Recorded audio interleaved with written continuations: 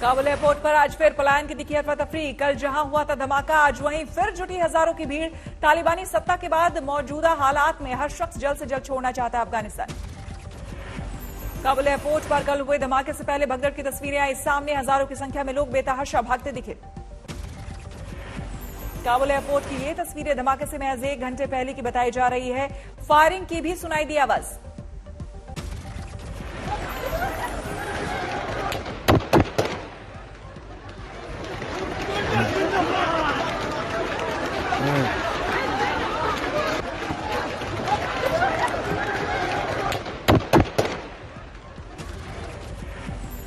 धमाके से पहले गोलीबारी किसने की, भगदड़ क्यों मची, ये साफ होना बाकी। लेकिन इस भगदड़ के महज 1 घंटे बाद काबुल एयरपोर्ट पर हुए थे 2 धमाके।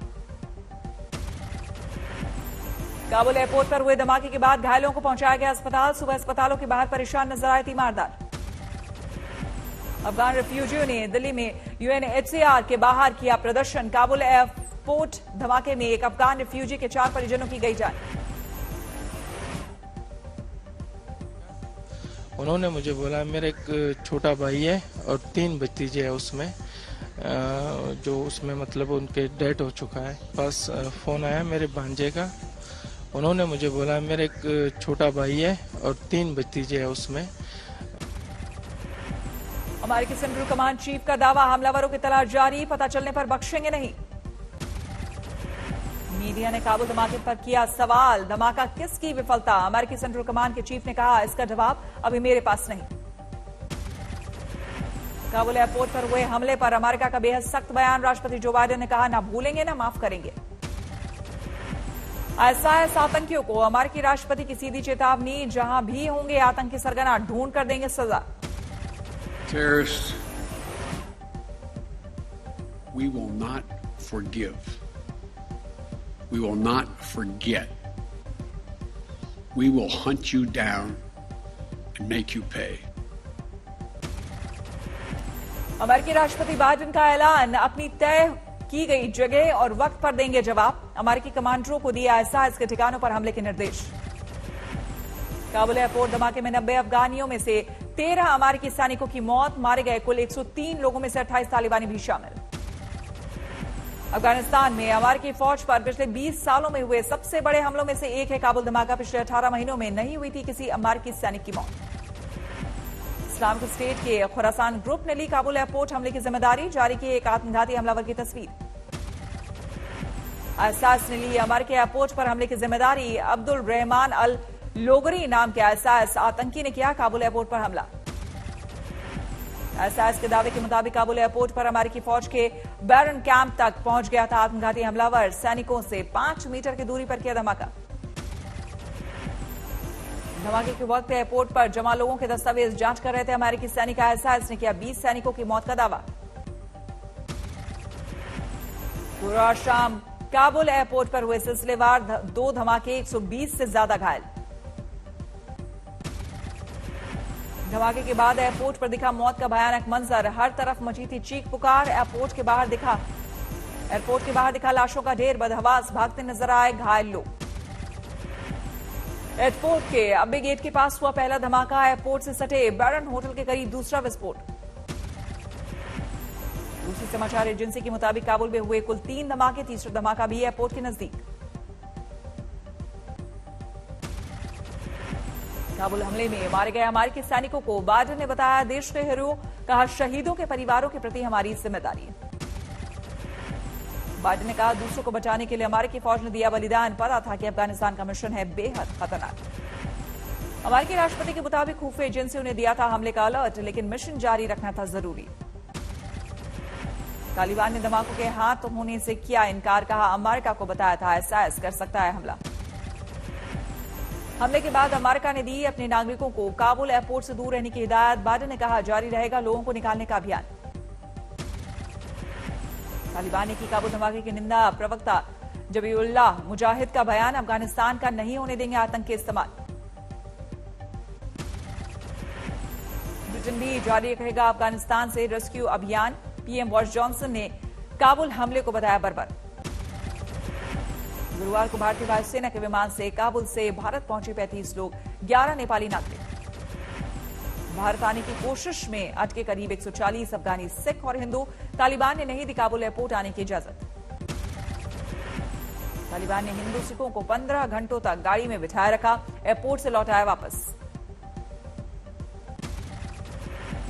पंजाब में सिद्धू और कैप्टन के बीच बढ़ती जा रही सियासी दुश्मनी। कल अमृतसर में व्यापारियों के सम्मेलन में सिद्धू ने दी धमकी, निर्णय लेने की नहीं मिली छूट तो बजा दूंगा ईट सीट। लेकिन जब तुम मैनू निर्णय नहीं लेना होगे तो फिर मैं एक भी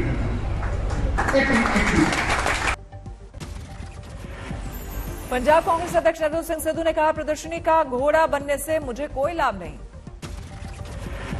नवजोत सिंह सिद्धू के सलाहकार मलविंदर सिंह माली को अपने पद से देना पड़ा इस्तीफा। सिद्धू का सलाहकार बनते ही माली ने दिए थे कई विवादास्पद बयान। मलविंदर माली के इस्तीफे पर अड़ा था कैप्टन खेमा। पंजाब कांग्रेस के प्रभारी हरीश रावत ने माली को दिया था इस्तीफे का सुझाव। पंजाब कांग्रेस के प्रभारी हरीश रावत बोले, क्रिकेटर रहे हैं नवजोत सिंह सिद्धू, चौके छक्के जड़ते रहते हैं, चिंता की बात नहीं है, उनके चौके छक्के संभाल लिए जाएंगे। वो बहुत बार चौवे की जगह पर छक्का भी लगा देते हैं, लेकिन खाते में तो हमारे ही जा रहा है। बीजेपी ने किया सवाल कश्मीर पर बेजा बयानबाजी करने वाले सलाहकार पर सिद्धू और राहुल गांधी ने अभी तक आलोचना में एक शब्द भी क्यों नहीं कहे। संबित पात्रा ने कहा, राहुल की सलाह पर हुई थी सिद्धू के सलाहकारों की नियुक्ति। सिद्धू और राहुल गांधी देश से मांगे माफी। आवाज सिद्धू जी के मुंह से आलोचना की अपने एडवाइजर के लिए निकली नहीं है। सिद्धू जी ने खुद कहा था, मेरा कैप्टन कैप्टन अमरिंदर सिंह नहीं, कैप्टन मेरा राहुल गांधी है। सिद्धू के करीबी विधायक प्रगट सिंह पंजाब कांग्रेस में किसी टकराव को किया खारिज। आगामी चुनाव में फिर कांग्रेस की जीत का जताया भरोसा। मिशन 2022 की तैयारी के बीच बीएसपी मुखिया मायावती ने की प्रेस कॉन्फ्रेंस। कांग्रेस की बुकलेट को लेकर मायावती ने कांग्रेस पर किया सीधा वार। कहा, पहले ठीक करे अपना घर फिर दे नसीहत। मायावती ने कहा, कांग्रेस को नहीं मिलते उम्मीदवार, हालात है खस्ता हाल, लिहाजा बीएसपी की छवि धूमिल करने का कर रही प्रयास। कांग्रेस पार्टी के बारे में यह बात सर्वविदित है कि कांग्रेस पार्टी अपनी आम जनसभाओं में व यहाँ तक अपनी चुनावी जनसभाओं में भी अपनी भीड़ जुटाने के लिए ज्यादातर दिहाड़ी पर ही लोगों को लाती है। मायावती बोली, मेरा जन्मदिन जन कल्याणकारी नेता के तौर पर मनाते थे कार्यकर्ता, मुझे महंगे कपड़े गहने देते थे, मैंने लिया फैसला, मुझे उपहार के बजाय आर्थिक सदस्यता शुल्क के तौर पर पार्टी को दे पैसा। पंजाब के बाद राजस्थान में कांग्रेस में सियासी हलचल। सीएम गहलोत के आज के दिल्ली दौरे का था कार्यक्रम। रात से तैयार था चार्टर्ड प्लेन, लेकिन सेहत बिगड़ने से टला दौरा। सीएम गहलोत आज सुबह मेडिकल चेकअप के लिए गए, अब स्वस्थ होने पर आएंगे दिल्ली।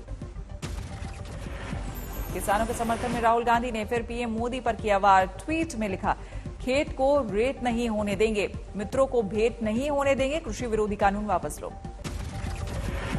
एनसीपी नेता एकनाथ खड़से पर कसा ईडी का शिकंजा। प्रवर्तन निदेशालय ने खड़से, उनकी पत्नी मंदाकिनी खड़से और दामाद गिरीश चौधरी की संपत्ति अटैच की। मनी लॉन्ड्रिंग से जुड़ा मामला।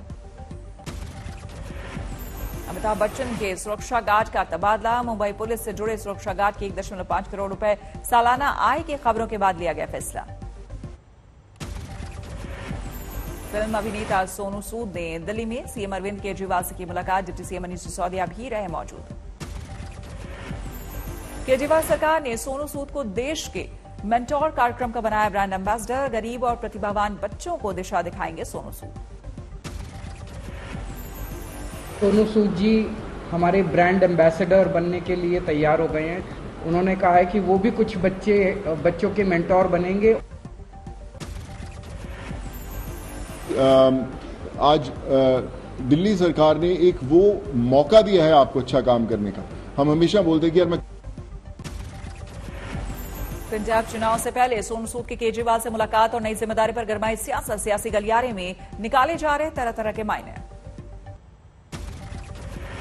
महाराष्ट्र में आज से जन आशीर्वाद यात्रा शुरू करेंगे केंद्रीय मंत्री नारायण राणे। सीएम उद्धव पर नए सिरे से हमले की तैयारी।